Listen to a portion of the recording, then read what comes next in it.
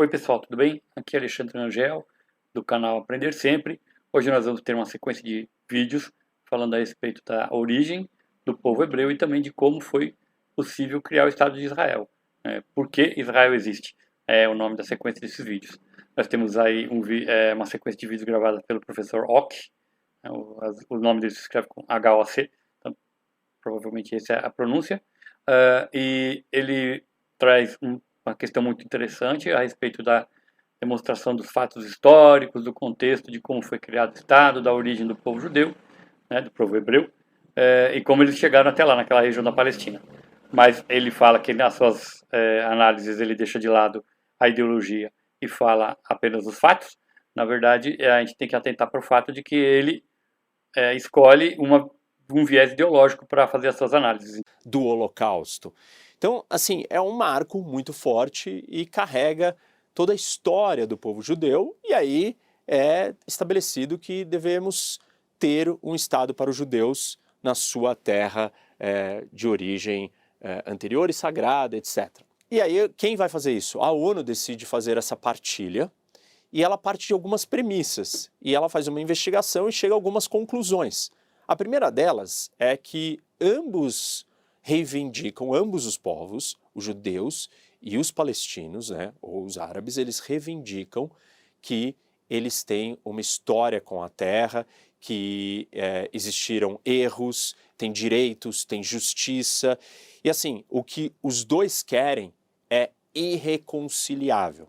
É impossível de se chegar num consenso, num espaço dos dois vivendo juntos. A segunda premissa que a ONU usa, né, nesse processo de separação e criação e divisão do território, é que ela conclui que os dois povos têm laços históricos inseparáveis com a terra.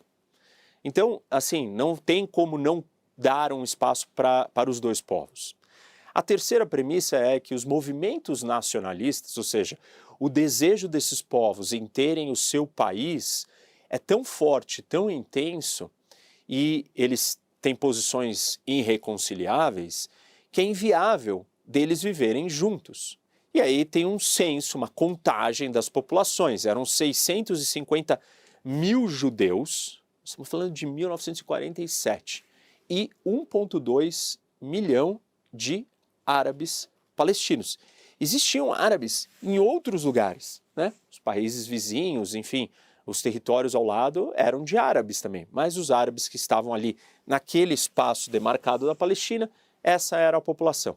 A quarta premissa é que a conclusão e a solução para essas realidades, que precisa ser feita uma partição, uma divisão do território, e que a ONU vai debruçar sobre isso junto com a comunidade internacional para que se crie dois estados, dois territórios. Essa daqui é a proposta do mapa que vai criar e dividir os dois territórios. Esse é a proposta do mapa da partilha. Aqui em azul é o estado judeu. Então percebam, o deserto de Negev, né? Aqui ele vai quase que inteiro. A faixa de Gaza, que está aqui, ela é um pouco maior, ela ocupa esse espaço aqui, e nós temos também a Cisjordânia, mais ou menos como ela é hoje. Tem diferenças com os assentamentos na história, vou falar disso mais na frente. Aqui em cima tem um outro pedaço do Estado palestino, e aqui é o Estado judaico. Agora, reparem, Jerusalém se torna, de acordo com a partilha, uma cidade internacional, que não é nem palestina e nem dos judeus, e nem dos cristãos. Ela é uma coisa à parte, é como se fosse um distrito federal do mundo. É uma capital autônoma independente. Agora, detalhes interessantes aqui. Vejam como os territórios, eles não são contíguos. Aqui nesse pedaço, Gaza junta com a Cisjordânia e o sul do que vai ser Israel junta com a parte da costa do Mediterrâneo. E a mesma coisa vai acontecer aqui, mais ao norte, né? Para dentro de Haifa, junto com esse outro pedaço, do mesmo jeito que para cima de Jenin, com essa região do norte. A ONU chega a uma conclusão, né? Não tem saída, assim, as demandas são irreconciliáveis, a gente precisa de dois estados.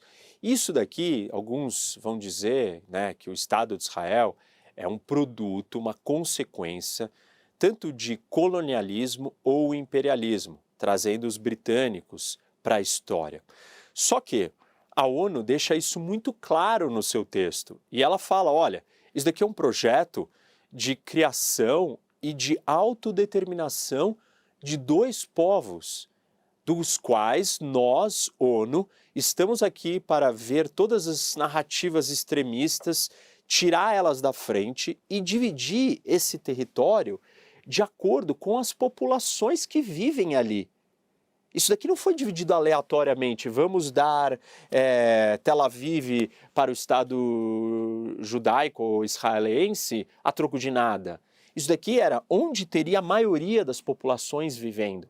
Então a maioria da população dos judeus estava concentrada aqui, a maioria dos palestinos estava aqui, e Jerusalém é um caso à parte. Mas esse é um dos grandes exemplos da história de uma ação coletiva, de uma organização internacional, da comunidade internacional, junto, ir lá e delimitar e ajudar a autodeterminação de um povo. Ou seja, isso é anticolonialismo, isso é anti-imperialismo.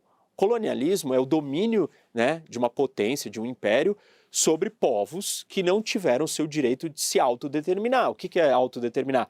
Ter a sua vida definida por si mesmo, ter o seu território, o seu país, o seu estado, a sua nação livre. Isso daqui não tem nada a ver com colonialismo, tem tudo a ver com autodeterminação. E a ONU deixa isso muito claro. Deixa eu entrar mais a fundo na questão demográfica, né? Como estavam distribuídas as populações de judeus e árabes nessa região nesse momento. E assim, dependendo da agenda de quem está falando sobre esse assunto, as pessoas vão tentar usar números diferentes. Uma coisa que acontece para aqueles que querem deslegitimar como foi distribuído, né, a criação desses territórios do lado árabe, é, por exemplo, incluir a população de árabes que estava na Jordânia, na conta. Eu falo assim, não era 1,2 milhão de palestinos, eram muito mais.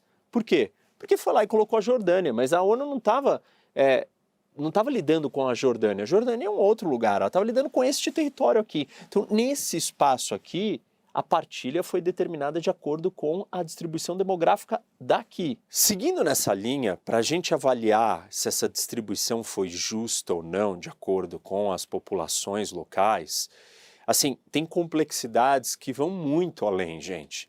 Não, essa divisão de território e população, não é que ela foi feita, né? Eu falei para vocês que tinha 695 mil judeus na região como um todo. Não é que os 695 mil judeus ficaram dentro da parte azul. Não tinha como fazer isso, porque tinha judeus vivendo dentro da parte amarela e vice-versa. Para vocês terem uma ideia, do espaço em azul, que seria o Estado de Israel, eram 538 mil judeus. Desses 538 mil, além deles, você tinha 397 mil palestinos na parte azul, que continuariam vivendo aqui. Você tinha 100 mil judeus em Jerusalém. E Jerusalém não estava conectada com o Estado de Israel, porque ela está dentro do quê? Da Cisjordânia. Apesar de ser um território autônomo e independente da ONU, né, uma cidade internacional, mas você tinha 100 mil judeus vivendo aqui, em Jerusalém Ocidental, e eles não tinham contato com o Estado de Israel. Então, assim, não dá para estabelecer um critério absoluto de ser justo ou não ser justo, não vai dar para separar todas as pessoas, tirar só tem judeu na parte azul e só tem palestino na parte amarela. Não teve como fazer isso e não foi isso que aconteceu. Vamos analisar a distribuição de terras. Quanto que ficou para o Estado de Israel, ficaria para o Estado de Israel, quanto ficaria para o Estado palestino. Se você considerar esta parte aqui, que é o deserto de Negev, que era um lugar inabitável, não tinha nada para ser feito ali, um lugar inóspito, ruim. Se você considerar isso, os judeus tinham um pouco mais de terra, o Estado de Israel teria um pouco mais de terra. Mas se você considerar o território útil, né, que poderia ser usado, aí os palestinos teriam mais terra. Um outro problema da partilha, e esse problema assim afetava Israel demais, né, ou a criação de um novo Estado, era aquilo que eu expliquei para vocês, que o território aqui, ele não é contíguo, né? Então, Israel teria que lidar com um pedaço do seu território separado. Ah, vocês vão falar, não, os palestinos também, claro, mas aqui também. Mas aí tem uma diferença muito grande. Todos os vizinhos são árabes e todos são aliados dos palestinos. Israel estaria sozinha. E aí vejam aqui Tel Aviv, como que ela está num espaço muito curto entre a fronteira, né, a parte mais avançada da fronteira do que era o Estado palestino, deveria ser, que é a Cisjordânia, até o Mediterrâneo. Essa faixa de terra, no seu ponto mais estreito, tem 14 quilômetros. Isso é o que a gente chama em geopolítica de não ter profundidade territorial.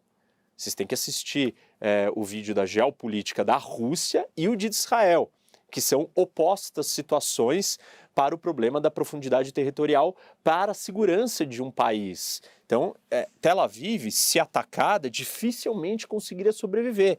E, além disso, você precisaria defender os outros territórios perdidos, né, e separados e distantes, que se tivessem cercados por Egito, por Jordânia, por Síria, por Líbano, Israel não teria como sobreviver. Os judeus não conseguiriam defender esta realidade geográfica dessa partilha colocada. Até mesmo Jerusalém, né? Falei, são 100 mil judeus que estão aqui dentro. Imagina para você chegar aqui e defender eles caso tenha um ataque. Então, do ponto de vista da segurança, essa partilha era muito difícil para Israel, era muito ruim, era muito complicada do ponto de vista da segurança. Já falei dos outros problemas também. Não custa lembrar ou contextualizar, gente, que Israel não era uma potência, primeiro, porque não era nenhum Estado. Era um povo que tinha vindo de uma perseguição, de uma das piores e mais catastróficas histórias de genocídio da humanidade. Assim, um povo que estava destruído, fugido, fraco, e ele não tinha um Estado, então ele não tinha força militar para lutar e lidar com todo esse território do jeito como ele estava dividido. Isso daqui era um obstáculo muito grande para os judeus e para a criação do Estado de Israel do ponto de vista dos judeus que estavam vivendo ali. Então, deixa eu fazer um resumo aqui para vocês dos 3 pontos que eu mostrei que eram bastante problemáticos para a criação do Estado de Israel. O primeiro deles era a qualidade do território, da terra que foi dada. E o deserto de Negev era claramente a pior de todas essas terras, mesmo que com ele Israel tivesse um pouco mais de território. O segundo problema que eu citei é a questão demográfica. Não sei se ficou claro para vocês, mas imaginem que vai ser criado um país e aqui tem 500 e poucos mil judeus na área azul, mas tem quase 400 mil árabes vivendo dentro da área azul. Você deve estar pensando, tudo bem, né? Não, não é tudo bem, porque claramente eram povos que não podiam estar juntos, não se davam. Existia um receio, um medo de um confronto. Então, se você tem quase o mesmo número de árabes vivendo dentro da Terra Azul, isso é instável do ponto de vista da sobrevivência desse novo país que seria criado. E o terceiro foi o elemento que eu citei para vocês da segurança. Como que você vai proteger um território fragmentado desse se você está cercado por povos que não querem que você esteja ali, que não estão necessariamente aceitando, eu vou falar disso daqui a pouco, mas você tem a questão da dificuldade da segurança, não tendo um exército, não sendo uma força militar, está desestruturado para lidar com nações imensas do seu lado e um território todo picotado. Até mesmo aqui, gente, nós temos um pedaço, né, mais um outro enclave palestino colocado aqui do lado de Tel Aviv, que é Jaffa. E, apesar de tudo isso que eu estou explicando aqui para vocês, os judeus que estavam ali concordaram com a partilha e falaram, ótimo, vai ser assim então, sem Jerusalém, desse jeito, desse tamanho, com essa terra, com essa distribuição de população árabe dentro do nosso território, tá tudo bem, a gente aceita. Mas os árabes, não só os palestinos, né, os árabes todos não aceitaram a partilha e atacaram os judeus, declarando guerra aos judeus na região. Nós temos até então um território demarcado para 2 estados, mas eles não estão oficialmente formados e formalizados. Por quê? Pela declaração de guerra dos países árabes. Eu não vou explicar as guerras agora e a continuidade dessa história, do resto da formação, mas tudo está organizado para o nascimento do Estado de Israel. E esse é o terceiro Estado que existe na história, gente. No vídeo da geopolítica de Israel, eu explico que Israel existiu em 3 momentos da história. Por isso que é um case de geopolítica. Porque você tem 2 períodos na antiguidade e um período moderno. E agora nós, aqui encerrando hoje, nós vamos terminar esse período moderno. Está tudo colocado, tudo organizado para nascer o Estado. Mas primeiro, temos que ver as guerras. E eu vou falar disso na parte 2 desse vídeo. Então até aqui vocês entenderam como que nós chegamos nessa criação.